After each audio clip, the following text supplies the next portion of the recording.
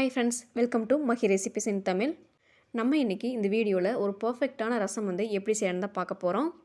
இந்த ரசம் பார்த்துட்டிங்கன்னா ரொம்பவுமே டேஸ்ட்டாக இருக்கும். அது மட்டும் இல்லாமல் நம்ம கல்யாண வீட்டில் போய் சாப்பிடுவோம் இல்லையா, அந்த டேஸ்ட்டில் இருக்கும்.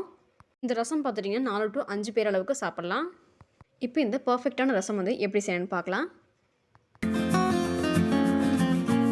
வீடியோக்குள்ளே போகிறதுக்கு முன்னாடி நீங்கள் நம்மளோட சேனல் இன்னொரு சப்ஸ்கிரைப் பண்ணிடுங்க. பெல் பட்டனை கிளிக் பண்ணிட்டு ஆல் பட்டனை கிளிக் பண்ணிக்கோங்க. அப்போ தான் நம்ம போடுற வீடியோஸ் எல்லாமே உங்களுக்கு நோட்டிஃபிகேஷனில் வரும். வாங்க வீடியோக்குள்ளே போகலாம்.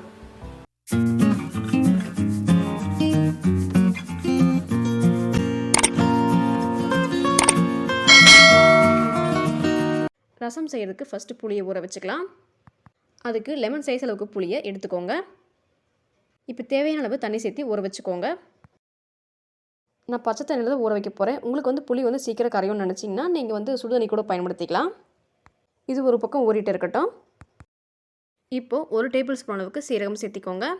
இதுவே சின்ன ஸ்பூன் ஆனதுன்னா 2 ஸ்பூன் சேர்த்திக்கோங்க. இது கூடயே ஒரு 1/2 டீஸ்பூன் மிளகு சேர்த்திக்கோங்க. 6 பல் பூண்டு சேர்த்திக்கலாம். அது கூடயே கொஞ்சமாக தேவையான அளவு கருவேப்பிலை சேர்த்திக்கோங்க. இப்போ இது கூட ஒரு 4 பச்சை மிளகாய் சேர்த்திக்கோங்க. பச்சை மிளகாய் சேர்த்து செய்யும் போது தான் நல்லா டேஸ்ட்டாக இருக்கும் ரசம். இப்போ இது எல்லாத்தையும் நல்லா உரலில் போட்டு தட்டி எடுத்துக்கோங்க. உரலுக்கு பதிலாக நீங்கள் மிக்ஸி ஜார்லையும் அரைச்சி எடுத்துக்கலாம். நான் இப்போ இது எல்லாத்தையுமே அம்மியில் தான் அரைக்க போகிறேன். இப்போ இது எல்லாத்தையுமே அம்மியில் போட்டு அரைச்சிக்கலாம்.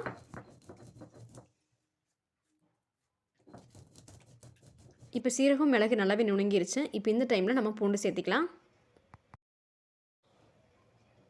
இப்போ பூண்டு நல்லா தட்டிக்கோங்க. தட்டி முடிச்சுட்டு நம்ம பச்சை மிளகாய் சேர்த்திக்கலாம்.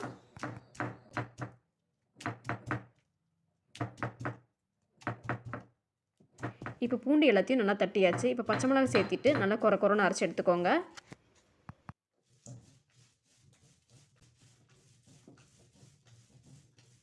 இப்போ இது எல்லாமே ஒரு 50% அளவுக்கு நம்ம நல்லா அரைச்சாச்சு. இப்போ இதை ஒரு பிளேட்டுக்கு மாற்றிக்கலாம்.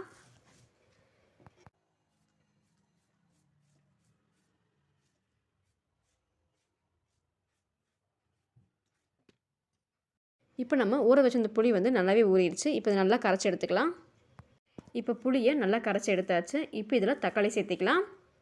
தக்காளி பெரிய பழமாக இருந்ததுன்னா 2 சேர்த்திக்கோங்க. இது மீடியம் சைஸ் தக்காளிங்கிறதுனால நான் 3 சேர்த்திக்கிறேன். இப்போ இந்த தக்காளி நல்லா மசிச்சு விட்டுக்கோங்க. நல்லா மசிச்சு நல்லா கரைச்சி எடுத்துக்கோங்க. தக்காளி நல்லா மசிச்சு விடும்போது தான் தக்காளியோட ஃப்ளேவர் எல்லாமே ரசத்தில் இறங்கும். இப்போ நம்ம இது கூடயே கொத்தமல்லி தழை சேர்த்திக்கோங்க. கொத்தமல்லி தழை கட்டாயம் சேர்த்திக்கோங்க. ரசத்துக்கு நல்ல ஃப்ளேவர் கொடுக்கும். இப்போ தக்காளி எப்படி நல்லா மசிச்சு விட்டிங்களோ அதே மாதிரி கொத்தமல்லி தழையும் நல்லா மசிச்சு விடுங்க. கொத்தமல்லி தழையோட ஃப்ளேவர் எல்லாமே நல்லா ரசத்தில் இறங்குற மாதிரி நல்லா மசிச்சு விட்டுக்கோங்க.